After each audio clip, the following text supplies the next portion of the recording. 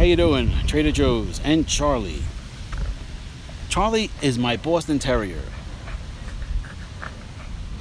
In the middle of August this year, he's going to be 8 years old. And I love him. I keep him active. He loves to play. He loves to play catch. He loves this toy here, which is not really good for him, but he loves it. And it's easy for me to play with him with it because it's easier to get away from him. It throws far, it rolls far.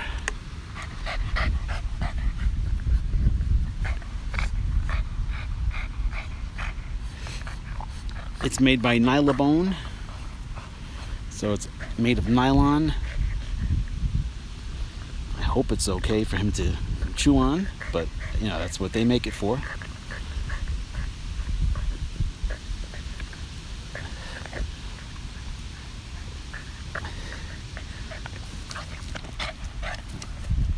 We're in a soccer field, and I see a guy over there setting up.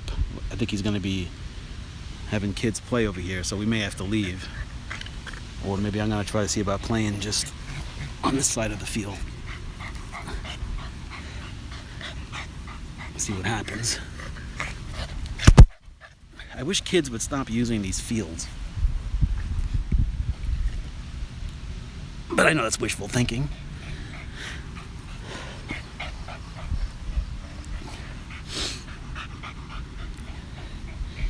It's been very warm, but yesterday and today are both beautiful days.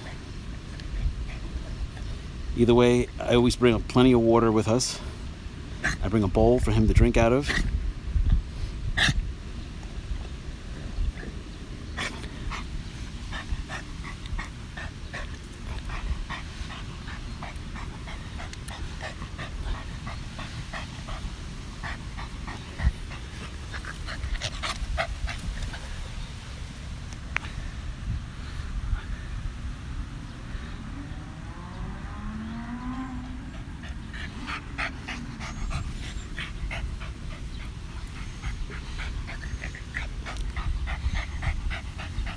He weighs 19.5 pounds.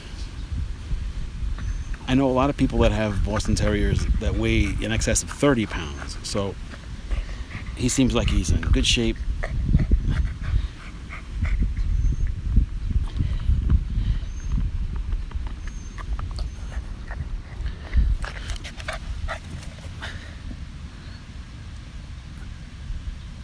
To me, it's an ideal size of dog, because I can carry him if I have to. He can protect me if he chooses to, and if I need him to. He does not seem in the least bit intimidated by any other dog, regardless of the size of that dog.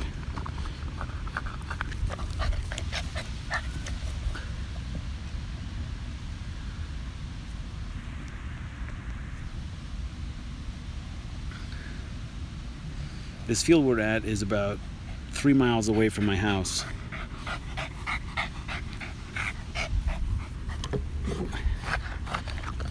And I've been pretty lucky that we haven't gotten kicked out of here, really. But, you know, I usually will defer to the people that may be coming here to play games and stuff, because this is a ball field. If anybody ever does come over and say something, I always leave. I'm always respectful. I occasionally go to a schoolyard, and for years we were going there, and then recently they hired a security guard, and the security guard gave me an attitude, and I just decided to stop going there. The guy was really rough around the edges, and I guess that usually works for them. So I don't want to cause any problems, because I'm sure that there are some signs around here that say no dogs allowed.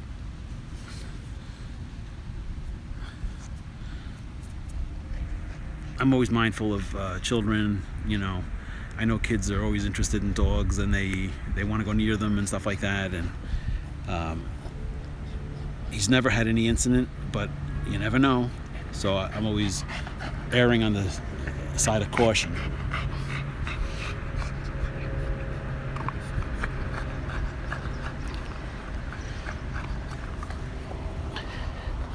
I have a little yard in the side of my house, but nowhere near the size of a field like this. And if I try throwing this near my house, I run the risk of breaking a window or having going over a fence, and he really can't exercise as much as he wants to in such a small piece of land. See, he thought I was going to take the toy away from him. I was just trying to clear away the bottle so you can have a better picture of him.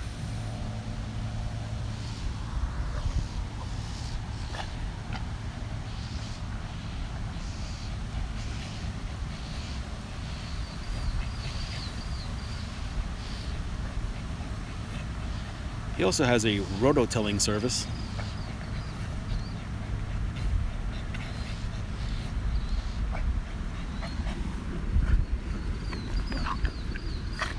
I wear these gloves for two reasons.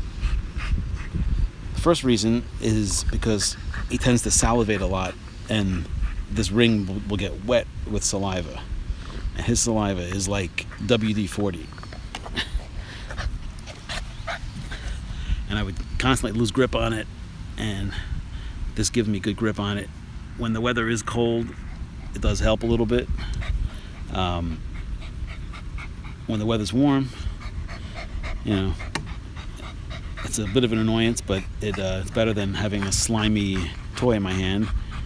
The other part of the reason why I wear it is I am kind of close to his teeth here, and I know these won't do much, but I have had occasions where he accidentally bit down on my finger and his tooth went right through my nail.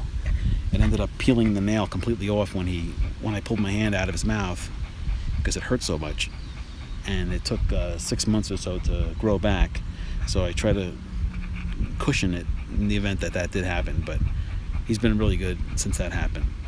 And that was like 4 years ago. When the weather is colder, I do wear a thicker glove. This is more like a summer glove. These are like string gloves. I get them in an Asian market, and there's like 12 pairs for $4 sometimes, And I only really need one glove. The other hand, I usually keep it free so I can hold the camera with. So if I get 12 gloves that are ambidextrous, I'm really getting 24 of these. And I constantly, I wash these each day, and they seem to last like a month or so each.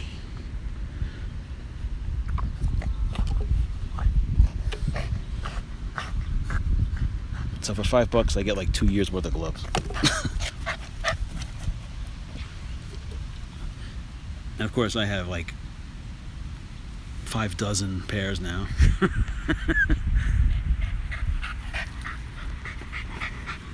My philosophy is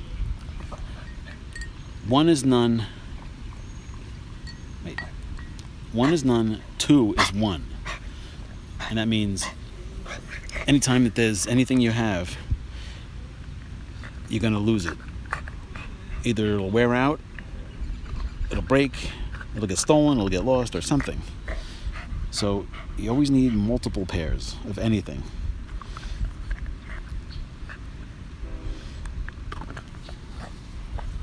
So one is none, two is one.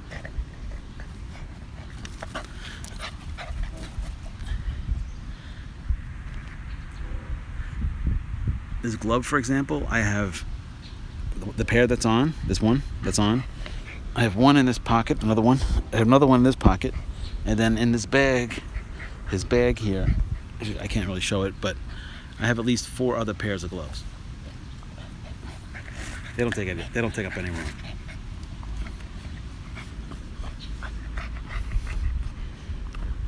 So if this ever got like a big hole in it or totally soaking wet, I have another one and another one. And if something ever happened and I needed to blot up something, it's handy to have.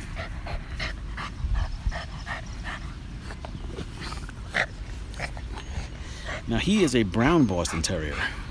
Most of the time Boston Terriers are black and white. He happens to be brown and white.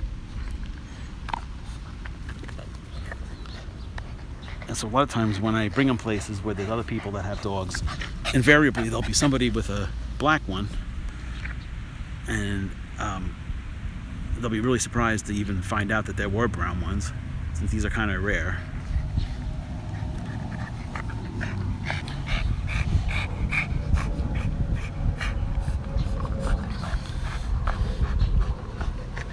And he's got a bit of a snout, you see. A lot of Boston Terriers I see don't have any snout. They're just like basically a flat-faced dog. I prefer this shape because at least he has a little bit of an ability to get some cooler air into him. See, the dogs that have a very pushed-in face, usually they have a very difficult time in the high heat, because the heat, you know, the longer the snout of a dog, the more mucous membranes there are in their sinuses. And as they suck air in, it's kind of like almost like a radiator, and it helps cool them off. So dogs like this tend to overheat a lot, since if their bodies are hot, any air they pull in doesn't get cooled off, and they can't really effectively cool their bloodstream. But like a dog like a German Shepherd, or any, you know, a long-snouted dog like a collie or something like that, like those dogs do really good in the high heat, even though they have a heavy coat. Now, a good thing that helps him out is he has a very sparse coat, so he doesn't get so it does help him cool off a bit. And a lot of times I have so much extra water that I'll just make him, if it was very hot, I would just pour the water on him as well, so that as he runs back and forth. And I always try to play in a shaded area. See, this field has a lot of sunlight on it, but I try to play in an area that has some trees so that it's at least cooler. Even so, he tends to get overheated.